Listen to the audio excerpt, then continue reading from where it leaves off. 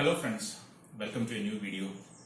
It's a very happy thing that quite a few of you have actually cleared the mains exam of IB ACAO grade 2, and I have taken the mock interview of quite a few, and I know that after the psychometric test many of you are preparing for the interviews. So I wish to do this session that will be helpful for you in your interviews, to be precise. So for your interviews, the most important topic that you have to look into will be the internal security scenario of India. And this session will not only be benefited to those who are preparing for IB ACAO interview, but it will also act as a ready reckoner to people who are preparing for UPSC mains examination, because internal security is the part and parcel of GS paper 3. So in this session, what I am going to discuss is which are the important areas that you have to focus when you study internal security. So when it comes to internal security, you have to understand it is the responsibility of the center. It is being done by mostly Ministry of Home Affairs and with the participation of the state police and the law and order mechanism. And you will be knowing that Ministry of the Home Affairs is actually conducting this examination of IB ACAO grade 2. And also when it comes to the internal security, you have to understand the important bodies that are the guarding forces of India. Right? If you have to look into that, you have to see BSF, which is guarding obviously the Bangladesh border as well as the Pakistan border. Then you have the ITBP, or the Indo-Tibetan Border Police, that's guarding the Indo-China border. Right? And then you have the Assam Rifles. Assam Rifles, you have to understand, Assam Rifles is not under Ministry of Home Affairs, but it's under the Ministry of Defense, very similar to that of Army, and it's guarding the Indo-Myanmar border.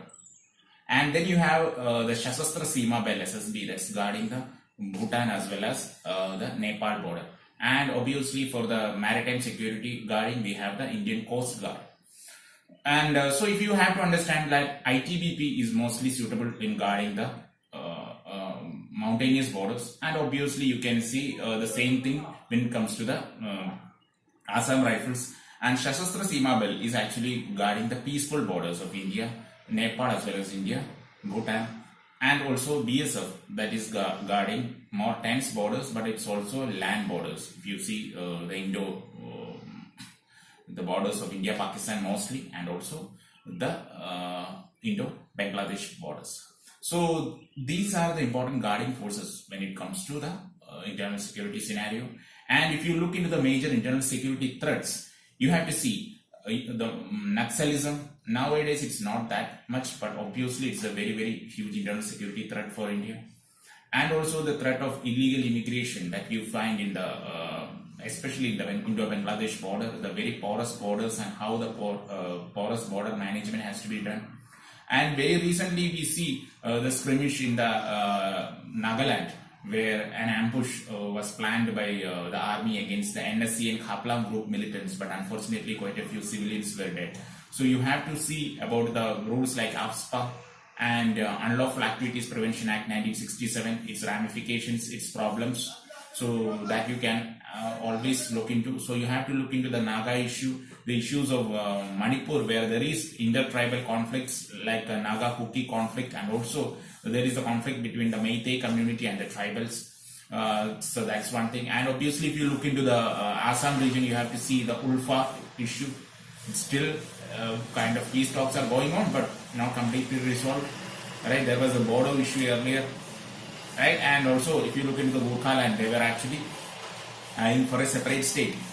And obviously you have to see the Indo-Pakistan issue and how the terrorism has been used as a state policy by Pakistan to create internal security problems in India.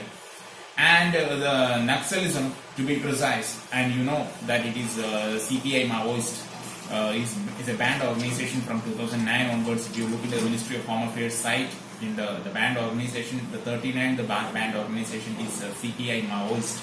And it has been formed in 2004 by merging of two organizations. It is the CPIML People's War Group, and also as well as the Marxist Communist Center of India. They both joined together and formed the CPI Maoist in 2004, and they were banned in the 2009. So these are the internal security scenarios. And also there are other important problems also you have to look into. Two other things that I wish to mention is regarding the economic crimes, which has very recently been in news. and also that has been looked into quite very recently also, because you have the Prevention of Money Laundering Act 2002, and it was amended in 2012. Prevention of Money Laundering Act 2012, there were quite a few amendments, and to this money laundering is an international crime, so we have international organization for it. Example like Financial Action Task Force, which was formed in 1989, and India has been a member of Financial Action Task Force since 2010, and that is one of the reasons why we amended the act in 2012.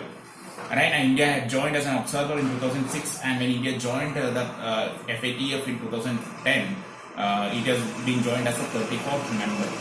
Right, and you know that you have to understand that FATF, they keep the countries in the black list and grey list. You know, the Pakistan is being in the grey list. So this is to cut the terror financing, right? So this is mostly about the Financial Action Task Force and the economic crimes. And last but not least, you have to look into the cyber security. Cyber security is also a problem very recently, and India has actually paid attention to it very lately. You have to look into the National Cyber Security Policy 2013, and the cyber attacks that has been happening, and how we are preventing the cyber attacks by employing cyber security professionals and things like ethical hacking. So these are the important things that you have to look into before attending the interview, or even if you are actually seriously preparing for a UPSC mains, where internal security is a part and parcel of GS paper 3.